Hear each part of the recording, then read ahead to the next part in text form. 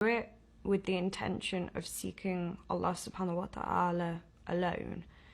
So I decided this one night I prayed 2 rakat and I made dua and I said, just, Ya Allah, just please help me to have clarity in Islam. Please give me this wisdom to understand your faith and show me if this is the right way for me.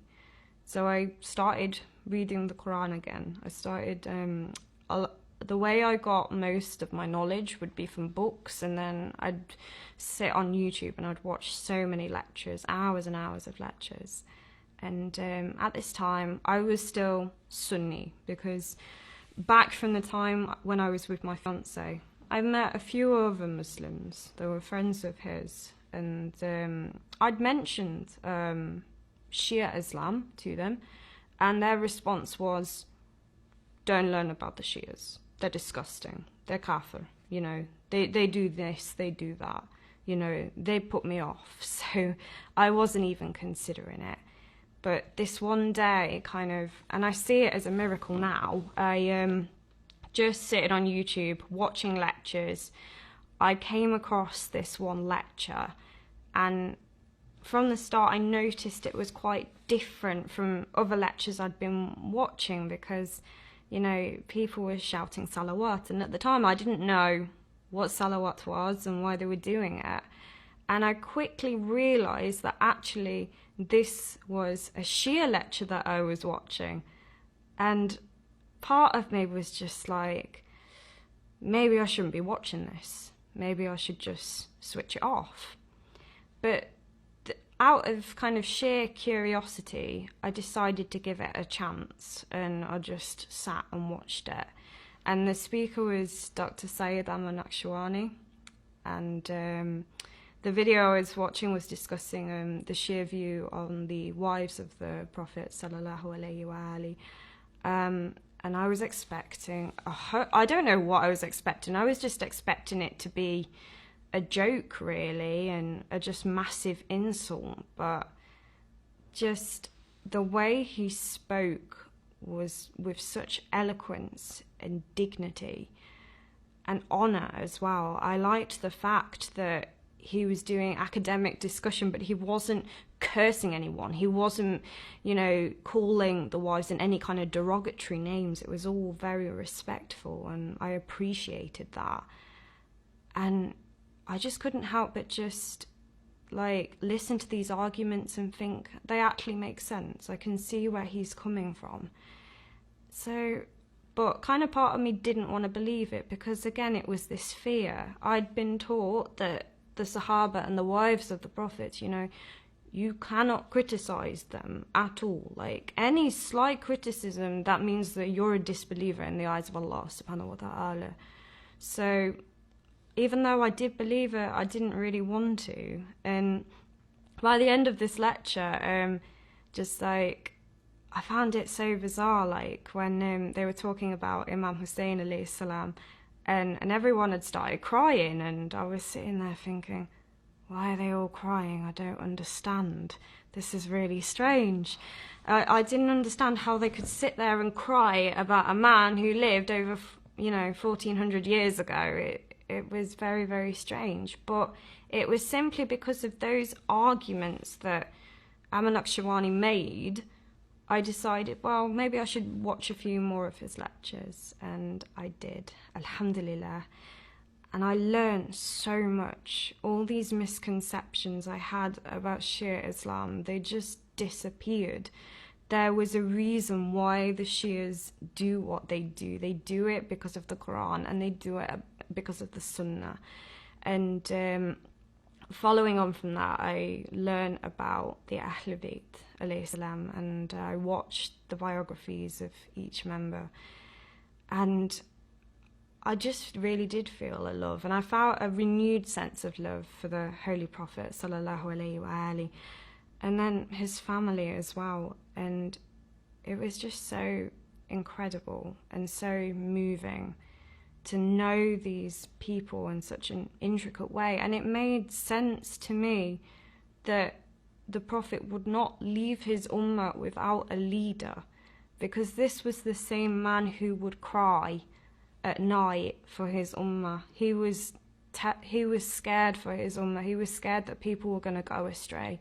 So why would he, and why would Allah himself leave these Muslims alone without a leader? And when I learned about Ghadir, and just knowing about the life of Imam Ali alayhi salam, it is as if Allah subhanahu wa ta'ala prepared Imam Ali from the very beginning to be the successor of Prophet Muhammad. And I think just a real turning point for me was just learning what happened after the Prophet died. I realised that I'd been lied to about certain things. I realised that, you know, I'd been to Friday prayers before, and the Imam, he was just like saying, oh, you have to hold on to Quran and Sunnah. And when I learned it was actually Quran and Ahlul Bayt, I had a copy of Sahih Muslim in my room, and I rushed over to go and get it, and I checked and I could see it with my own eyes, and I just thought, my God, I can't believe I've been lied to about this. And then kind of even more severely, when I learned about the story of Fatima Zahra alayhi salam, you know, I've been told by Sunnis that Fatima had died of grief when her father had died. And when I found out what really happened to Fatima, it broke my heart, and I felt completely disgusted with myself that I'd been lied to and that I allowed people to lie to me. And it broke my heart in so many ways. And I think what resonated me with the story of the attack on Fatima's house was, you know, when her ribs were broken, I just imagined the agony that she would have gone through. You know, I'm a horse rider myself, and there's loads of times that I have fallen off a horse and I've had a bad fall, and I've just lay there on the ground and just thought, what if all my bones are shattered under my body protector? What am I going to do? Or what if my elbow's broken? You know, in this day and age, I could just go to A&E, but Fatima didn't even have that. And just the suffering that she had to go through, the beloved daughter of the Prophet, it really disgusted me that people were covering that up. And I think after that, the story of Imam Hussein alayhi salam touched me as well, because, you know, Sunnis, they just brush over Karbala, they say it's not important.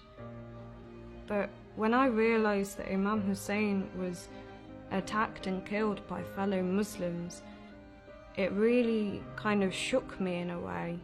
I could see that Karbala was doing like a divide between Islam and what wasn't Islam. And when I knew what Imam Hussein alayhi salam was fighting against, I just thought, you know, I have to accept Ahlul Bayt alayhi salam.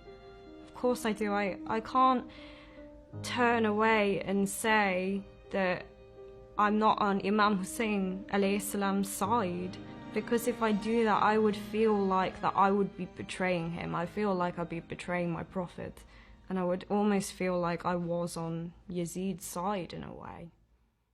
So the time I decided that I was definitely going to follow the path of Ahlul Bayt alayhi salam was actually during last Muharram. I don't know, I just got to a point where I was watching so many lectures, and I got to a point now, I was watching these lectures and it was just touching me so much that I was getting emotional as well. Like, I would be crying at these lectures and they would affect me so much that I would just think about them all day. I think, like, during Muharram, I focused quite a lot on looking at the character of Zainab alayhi salam. And when I learned of her story, I sobbed for about an hour after finishing that lecture because of what she had gone through. I couldn't believe that one human being could face so much, you know, losing your family like that.